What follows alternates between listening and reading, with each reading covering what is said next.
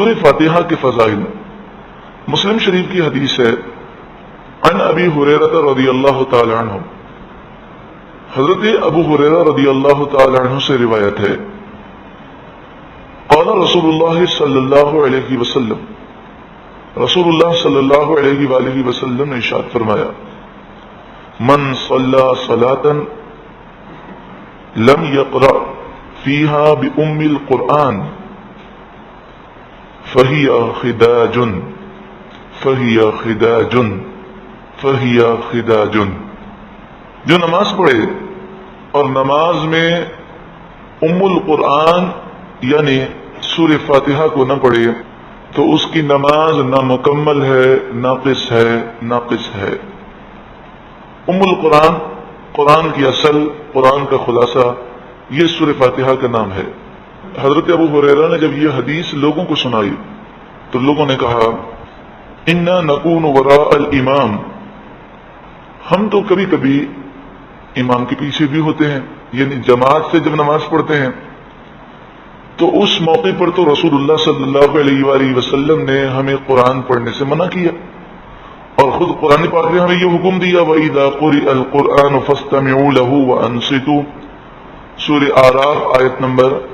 204۔ اور جب قرآن پڑھا جائے تو غور سے سنو اور خاموش رہو۔ تو امام جب قرات کرتا ہے تو اس وقت بھی خاموش رہنا ضروری ہے، اور جب قرات کی آواز نہ آئے تب بھی خاموشی کے ساتھ قیام کرنا مقتدی کے لیے ضروری ہے۔ اور رسول اللہ صلی اللہ علیہ وآلہ وسلم نے فرمایا، قراءۃ الامام لہ قراءۃ، کہ امام کا پڑھنا مقتدی کے لیے کافی ہے، اور آپ نے سختی سے منع فرمایا کہ امام کے پیچھے قرآن میں سے کچھ بھی نہ پڑھو۔ اور آپ کہتے ہیں کہ سورہ فاتحہ اگر نماز میں نہ پڑھی جائے تو نماز ناقص ہوتی ہے۔ مسلم شریف میں امام مسلم علیہ رحمہ لکھتے ہیں کہ جب انہوں نے کہا انا نکون وراء الامام، بے شک ہم تو امام کے پیچھے ہوتے ہیں، تو آپ نے یہ نہیں فرمایا کہ کوئی بات نہیں، تم قرآن باقی نہ پڑھا کرو لیکن سورہ فاتحہ تو امام کے پیچھے پڑھ لیا کرو، یہ ضروری ہے، یہ آپ نے نہیں فرمایا۔ یعنی حضرت ابو ہریرہ کی جواب سے ان لوگوں کا رد ہو جاتا ہے کہ جو یہ کہتے ہیں کہ امام کے پیچھے سورہ فاتحہ پڑھنا واجب ہے، ضروری ہے، یا وہ کہتے ہیں پڑھی جا سکتی ہے۔ تو حضرت ابو ہریرہ یہ کہتے ہیں کہ بھئی یہ تو جو قاعدہ ہے یہ صرف قرآن پڑھنے کا ہے، باقی سورہ فاتحہ آپ امام کے پیچھے پڑھ سکتے ہیں۔ آپ نے کیا فرمایا؟ آپ نے فرمایا اقرا بہا فی نفسک، اس کا لفظی ترجمہ یہ ہوتا ہے کہ تو سورہ فاتحہ کو اپنے جی میں، دل میں پڑھا کر، اور پڑھنا جو ہوتا ہے وہ دل میں نہیں ہوتا، پڑھنا زبان سے ہوتا ہے۔ یعنی گویا کہ حضرت ابو ہریرہ کہتے ہیں زبان سے مت پڑھنا سورہ فاتحہ، دل میں سورہ فاتحہ کا تصور لانا۔ اگر امام کی آواز آ رہی ہو تو سورہ فاتحہ کی آواز آ رہی ہے تو اس کے معنی پر غور کر، اور اگر امام سری قرات کر رہا ہے جیسے ظہر کی، عصر کی نماز ہے، اور سورہ فاتحہ کی آواز نہیں آ رہی، تو حضرت ابو ہریرہ یہ نہیں کہہ رہے کہ زبان سے پڑھ،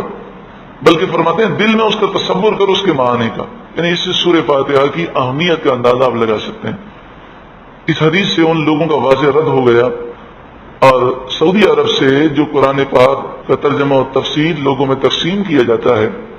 وہ سورہ فاتحہ کی تفسیر میں یہی لکھتے ہیں کہ امام کے پیچھے سورہ فاتحہ پڑھنا ضروری ہے، حالانکہ حدیث میں واضح طور پر فرمایا اقرا بہا فی نفسک، زبان سے مت پڑھنا، دل میں اس کا تصور کرنا، اس کے معانی پر غور کرنا۔ یہ ہے سورہ فاتحہ کے فضائل، کہ اگر امام یا عام جو نمازی ہے،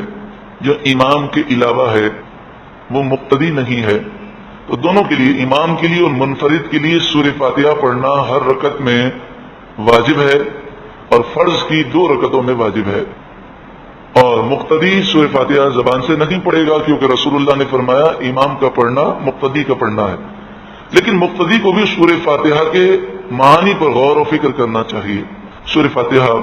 وہ پیاری صورت ہے کہ فقی ابو اللیث سمرقندی علیہ رحمہ ارشاد فرماتے ہیں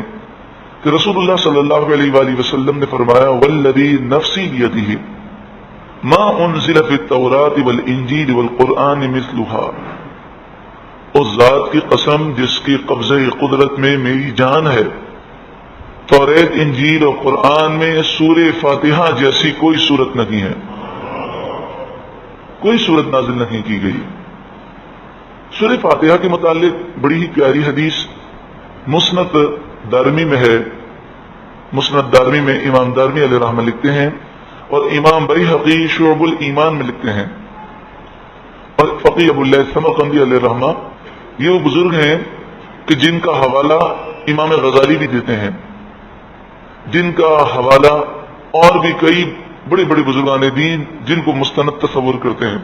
اور یہ الفاظ لکھتے ہیں بسند صحیح، یعنی یہ حدیث کی سند بالکل صحیح ہے۔